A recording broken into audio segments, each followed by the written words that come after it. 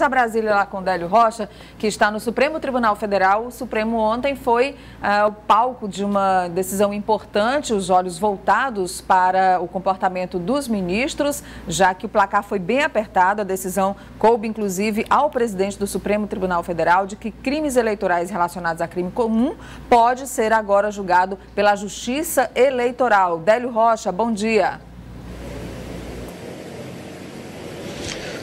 Nádia Rodrigues, bom dia para você, para o Elivaldo, bom dia a todos. É isso mesmo, viu, Nádia? Foi uma decisão apertada por 6 votos a 5 e aí no final houve um entendimento, então, Nádia, de que os crimes eleitorais em conexão com outros crimes como lavagem de dinheiro e corrupção passiva devem ser julgados na própria Justiça Eleitoral. E nesse rol também entra o Caixa 2, aquele dinheiro que é utilizado em campanha e depois não é contabilizado pelos candidatos. Portanto, agora esses casos serão julgados na Justiça Eleitoral. E essa decisão de ontem foi uma derrota para a força-tarefa da Lava Jato, que defendia que esses casos e os outros crimes comuns fossem julgados pela Justiça Federal.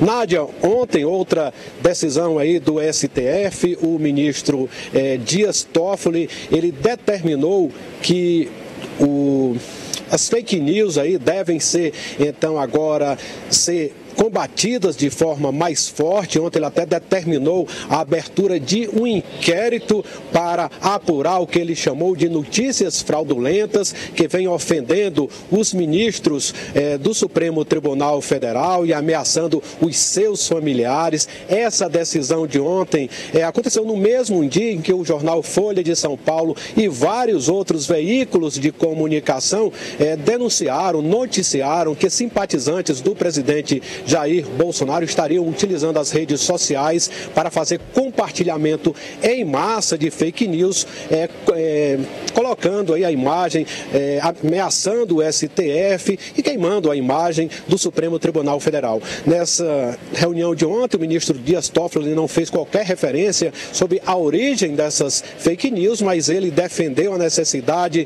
de se combater as fake news e de defender a segurança do Supremo Tribunal Federal. O ministro Dias Toffoli, Nádia, também aí defendeu a liberdade de imprensa. Ele disse que num Estado democrático de direito é imprescindível uma imprensa livre e um judiciário independente. E nessa reunião de ontem ele também indicou o ministro Alexandre de Moraes para ser um instrutor dessa matéria, e o objetivo agora é então identificar a origem dessas fake news, a identificar os autores dessas notícias falsas e aí sim puni-los, Nádia.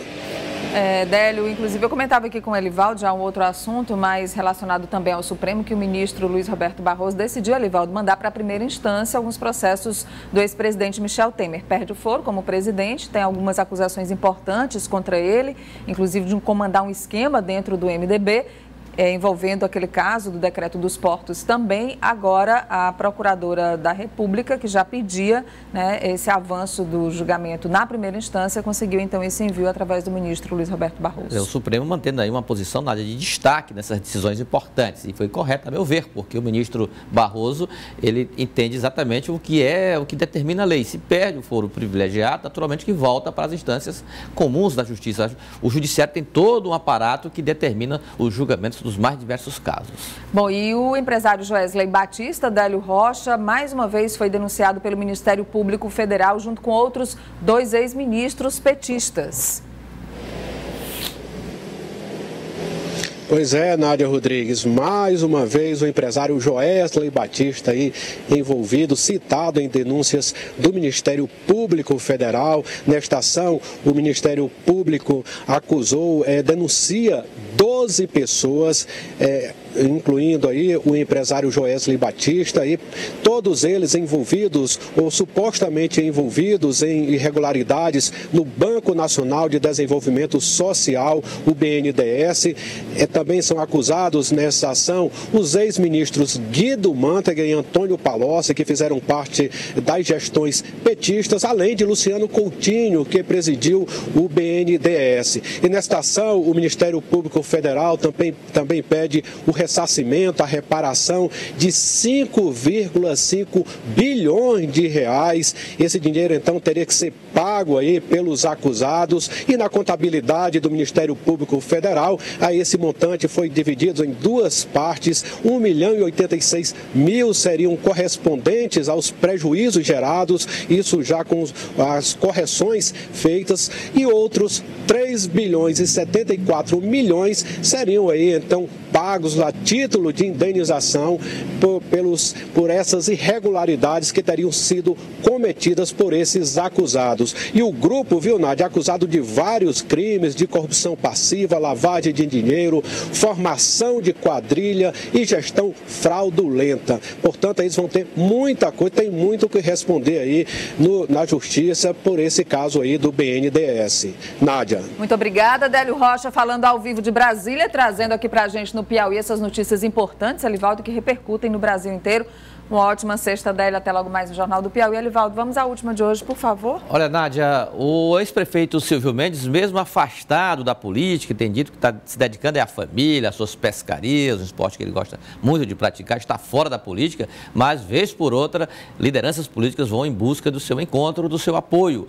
Ontem, o deputado Marder Menezes, do PSDB, e o presidente estadual do PSDB, Luciano Nunes, foram à residência do ex-prefeito, Nádia, para uma conversa informal, obviamente, mas também política. Foram convidar o ex-prefeito Silvio Mendes, hoje sem filiação partidária, não é mais filiado ao Progressistas, para voltar ao Ninho Tucano. Olha, Nádia, Luciano e Marder estão empenhados aí numa estratégia eleitoral do PSDB para Teresina também, buscando uma candidatura própria do partido na sucessão do prefeito Firmino Filho. Estão bem espontâneos. Espontâneos, aí, né, Nádia? Muito espontâneos. E aí o ex-prefeito Silvio Mendes não deu resposta, obviamente, esperar aí o tempo passar para ver como é que fica, mas ele está muito próximo, sempre foi politicamente e pessoalmente muito próximo, inclusive saiu do Progressistas para apoiar a candidatura de Luciano Nunes do PSDB no ano passado, na eleição para o governo do Estado. Então, se tivesse que se decidir por um partido, seguramente Silvio Mendes retornará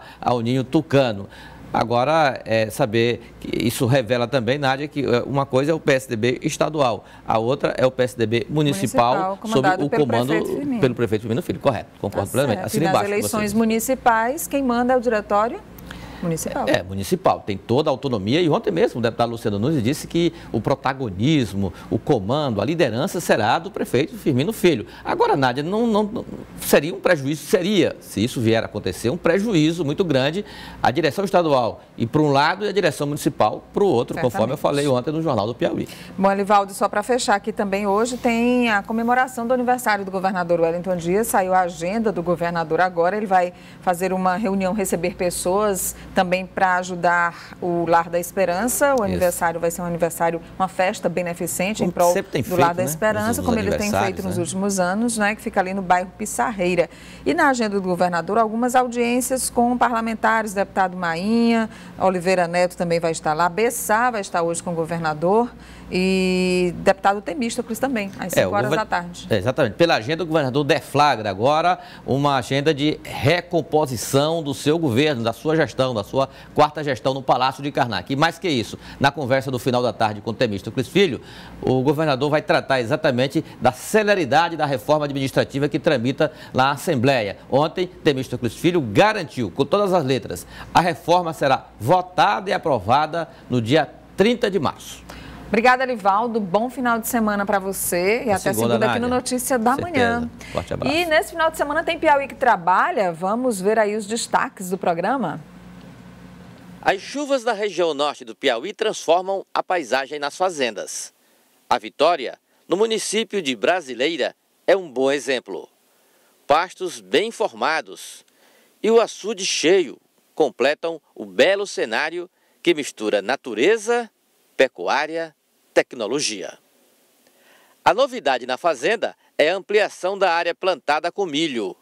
Mas aqui, a lavoura do milho tem outra finalidade: produção de massa verde para alimentar os animais. Hoje, no agronegócio, na criação, você tem 3 R: raça, ração e relacionamento. Se você não tiver esses 3 R's, você não sai para nenhum lugar. e hoje a gente está com esse plantel fechado. Raça, ração e relacionamento são os nossos clientes, são os nossos admiradores. Hoje a gente tem uma boa venda aqui na fazenda, nos nossos eventos. Agora dia 23 já vamos ter o nosso primeiro evento do ano, então isso traz para a gente uma credibilidade em torno, produzindo isso aqui para dar um retorno para os nossos clientes, para os nossos animais.